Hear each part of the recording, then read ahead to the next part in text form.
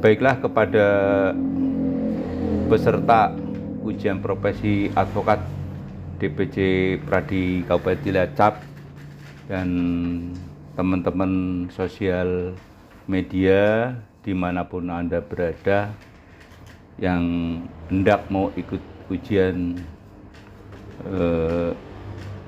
profesi advokat pada tanggal 19 Februari tahun 2022, kami di sini akan melanjutkan soal-soal pilihan ganda. Yang kemarin kita sudah sampai nomor 34. Baiklah, kita langsung saja untuk sekarang mulai dari nomor 35. Pembelaan diri advokat dapat ditemui dalam A. Pasal 1, B. Pasal 7, C. Pasal 17, D. Pasal 1 ayat 6 dan Pasal 7 ayat 3. Jawaban yang benar adalah D, yaitu Pasal 1 ayat 6 dan Pasal 7 ayat 3. Karena di dalam Pasal 1 ayat 6, pembelaan diri adalah hak dan kesempatan yang diberikan kepada advokat untuk mengemukakan alasan serta sanggahan terhadap hal-hal yang merugikan dirinya di dalam menjalankan profesinya ataupun kaitannya dengan organisasi profesi. Pasal 7 ayat 3. Sebelum advokat dikenai tindakan sebagaimana dimaksud pada ayat 1, kepada yang bersangkutan diberikan kesempatan untuk melakukan pembelaan diri. Nomor 36. Untuk dapat diangkat menjadi advokat harus memenuhi persyaratan. A. Pasal 2, B. Pasal 3, C. Pasal 4, dan D. Pasal 5. Jawaban yang benar adalah B. Pasal 3. Karena di dalam pasal 3 tersebut, untuk dapat diangkat menjadi advokat harus memenuhi persyaratan sebagai berikut. A. Warga negara Republik Indonesia. B. Bertempat tinggal di Indonesia. C. Tidak berstatus sebagai pegawai negeri atau pejabat negara. Sedangkan D. Berusia sekurang-kurangnya 25 tahun.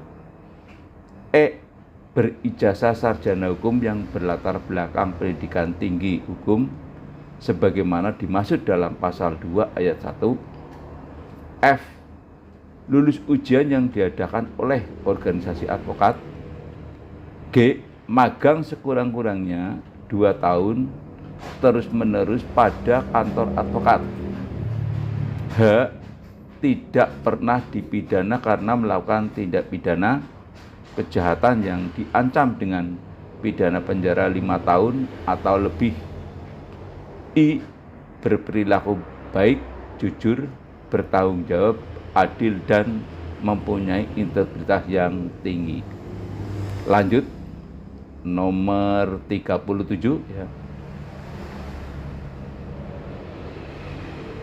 Pengangkatan advokat dan penghentian profesi dilakukan oleh organisasi advokat. Diatur dalam A. Pasal 2, B. Pasal 9, C. Pasal 4, D. Pasal 2 ayat 2 dan Pasal 9 ayat 1. Jawaban yang benar di sini adalah D, yaitu Pasal 2 ayat 1. Pengangkatan advokat dilakukan oleh organisasi advokat. Pasal 9 ayat 1, advokat dapat berhenti atau diberhentikan dari profesinya oleh organisasi advokat. Nomor 38, Undang-Undang Nomor 18 Tahun 2003 terdiri dari A. 26 pasal, B. 35 pasal, C. 36 pasal, D. 39 pasal. Jawaban yang benar adalah C, yaitu 36 pasal. Nomor 39, ketentuan pidana tidak memiliki kekuatan hukum berdasarkan putusan Mahkamah Konstitusi. A. Pasal 30, B. Pasal 31, C. Pasal 28, dan D. Pasal 29. Yang benar di sini jawabannya adalah B. Pasal 31. Karena dalam penjelasan pasal 31, setiap orang yang dengan sengaja menjalankan pekerjaan profesi advokat dan bertindak seolah-olah sebagai advokat tetapi bukan advokat, sebagaimana yang diatur dalam undang-undang ini, dipidana dengan pidana penjara paling lama 5 tahun dan denda paling banyak 50 juta rupiah. Lanjut, nomor 40. Advokat yang dapat menjalankan pekerjaan profesi advokat adalah yang diangkat dengan ketentuan undang-undang. A. Pasal 29, B. Pasal 30, C. Pasal 28, D. Pasal 32. Jawaban yang benar di sini adalah B, yaitu pasal 30, karena advokat yang dapat menjalankan pekerjaan profesi advokat adalah yang diangkat sesuai dengan ketentuan undang-undang ini. Baiklah, kita lanjut materi kode etik advokat. Kita mulai dari nomor 1. Menurut pasal 33 Undang-Undang nomor 18 tahun 2003, kode etik advokat dan ketentuan tentang Dewan Kehormatan Profesi mempunyai kekuatan hukum sejak A. 23 Mei 2002, 23 Mei tahun 2003, 5 April 2003, dan D. 5 April 2002. Yang benar adalah A. Jawaban A. Karena dalam pasal 33, kode etik dan ketentuan tentang Dewan Kehormatan Profesi Advokat yang telah ditetapkan oleh Ikatan Advokat Indonesia (IKADIN), Asosiasi Advokat Indonesia (AAI), Ikatan Penasihat Hukum Indonesia (IPHI), Himpunan Advokat dan Pengacara Indonesia (HAPI), serta Serikat Pengacara Indonesia (SPI), Asosiasi Konsultan Hukum Indonesia (AKHI), dan Himpunan Konsultan Hukum Pasar Modal HKHPM pada tanggal 23 Mei 2002 dinyatakan mempunyai kekuatan hukum secara mutatis mutandis menurut undang-undang ini sampai ada kekuatan hukum yang baru yang dibuat oleh organisasi advokat. Oke, lanjut pasal nomor 2.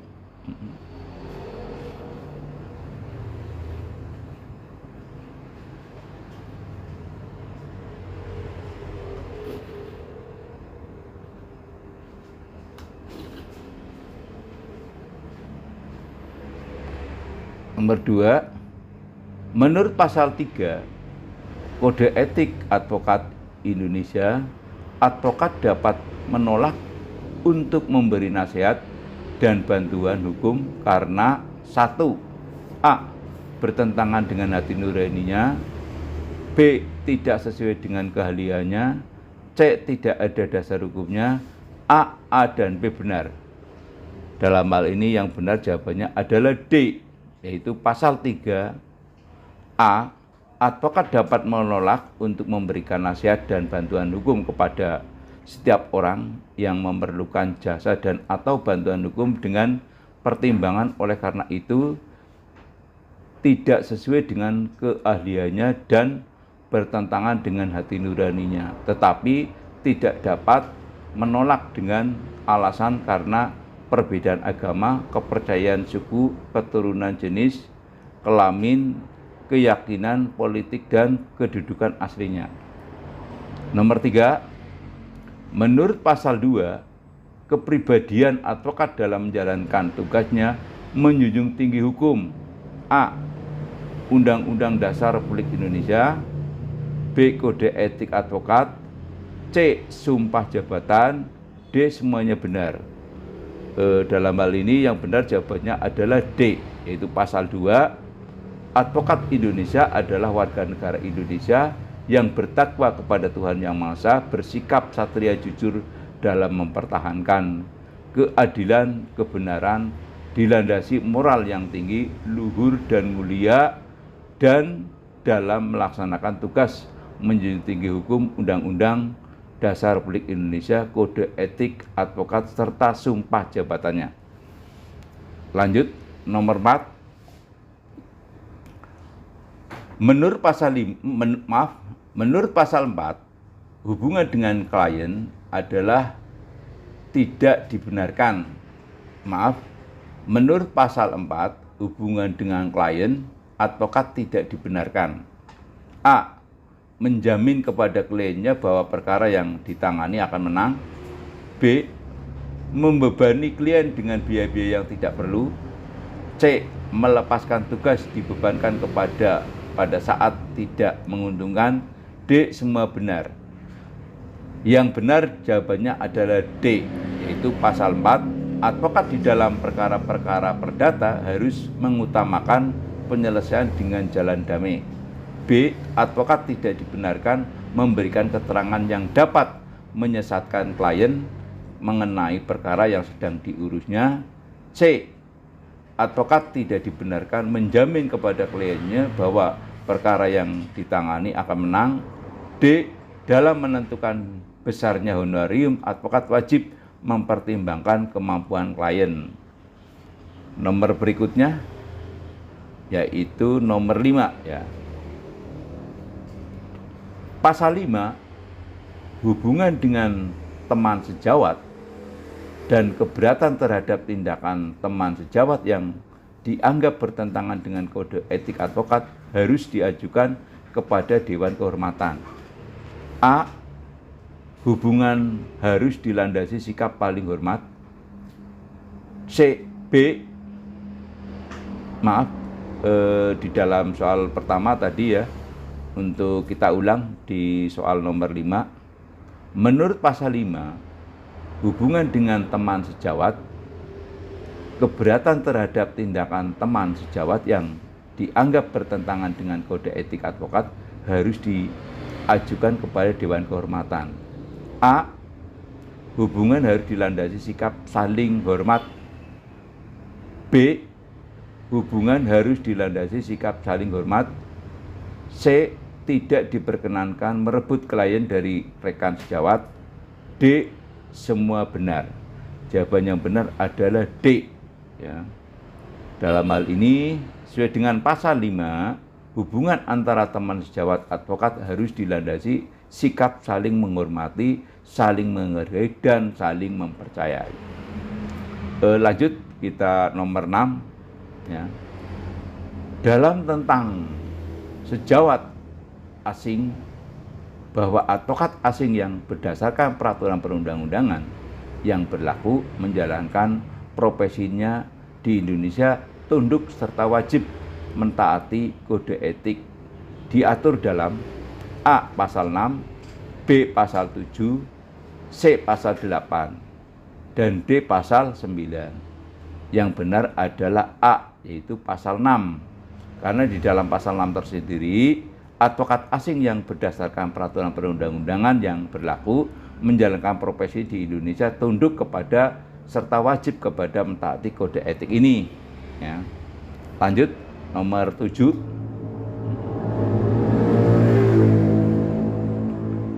Surat yang dikirim oleh advokat kepada teman sejawatnya dalam suatu perkara dapat ditunjukkan kepada hakim apabila dianggap perlu, kecuali surat-surat yang bersangkutan dibubuhi catatan san prodij diatur dalam A. Pasal 6, B. Pasal 7, C. Pasal 8, D. Pasal 9. Jawaban yang benar adalah B, yaitu pasal 7, bahwa surat yang dikirim oleh advokat kepada teman sejawatnya dalam suatu perkara dapat ditunjukkan kepada hakim apabila dianggap perlu, kecuali surat-surat yang bersangkutan dibuat dan memenuhi catatan Sen Project.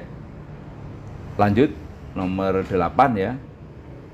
Pemasangan iklan semata-mata untuk menarik perhatian orang adalah dilarang, termasuk pemasangan papan nama dengan ukuran dan atau bentuk yang berlebihan diatur di dalam pasal 6, B pasal 7, C pasal 8, D pasal 9. Jawaban yang benar adalah C, yaitu pasal 8. Pemasangan iklan semata-mata untuk menarik perhatian orang adalah dilarang, termasuk pemasangan papan nama dengan ukuran dan atau bentuk yang berlebihan. Nomor 9, advokat dapat mengundurkan diri dari perkara menurut pasal 8 apabila A. Timbul perbedaan dan tidak tercapai kesepakatan tentang cara penanganan perkara, B. Karena tidak sesuai dengan ahlinya, C. Bertentangan dengan hati nuraninya, D. Jawaban B dan C benar. Jawaban ini yang benar adalah A, karena di dalam pasal 8 diurusnya apabila timbul perbedaan dan tidak dicapai kesepakatan tentang cara penanganan perkara dengan kliennya. Terakhir, nomor 10, pengaduan disampaikan secara tertulis kepada Dewan Kehormatan di mana teradu menjadi anggota. A. Pasal 10, B. Pasal 11, C. Pasal 12, dan D. Pasal 13. Jawaban yang benar adalah C. Pasal 12. Karena dalam pasal tersebut, pengaduan terhadap advokat sebagai teradu yang dianggap melanggar kode etik advokat harus disampaikan secara tertulis sesuai dengan alasan kepada Dewan Kehormatan cabang atau daerah atau kepada Dewan Pimpinan Cabang daerah atau Dewan Pimpinan Pusat di mana teradu menjadi anggota. Demikianlah konten ini untuk soal-soal pilihan ganda untuk persiapan ujian nanti yang dilaksanakan oleh DPN pada tanggal 19 Januari tahun 2022 ini.